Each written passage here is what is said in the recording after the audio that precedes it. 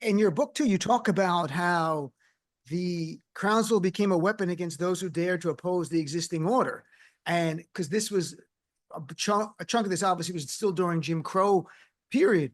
And the Elkton Three, they pulled off the road on Route 40 to buy a meal.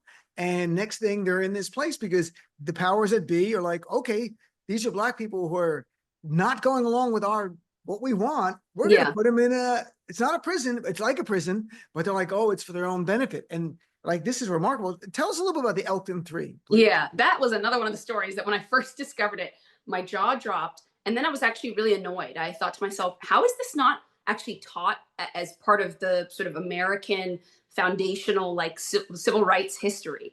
Three civil rights protesters, one of whom had been like an Olympian level athlete in the country. They are traveling together through Maryland, and they decide to pull off and get lunch and try to eat at an establishment on Route 40. And they're at the counter. They're told they need to leave, that this is a white only establishment. They refuse. And first they're arrested.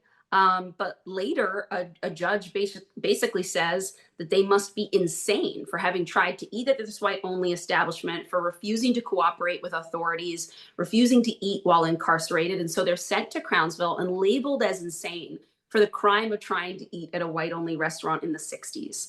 And, the leadership at Crownsville at the time actually pretty much had their back and tried to communicate with the judge and with state leaders to help them get out. But they were incarcerated in Crownsville for a number of days as a result, again, of trying to order some food at a diner counter.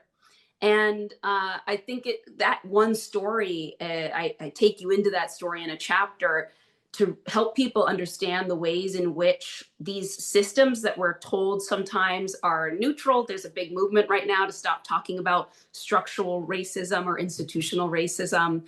But the reality is that systems like our healthcare system have often sort of been weaponized and have gone along with these very racist and unjust practices in the United States. I mean, to use the healthcare system to label people who want to be seen as fully human and who want to order food as insane, and then to put people behind bars for trying to eat food and trying to be patrons of an establishment,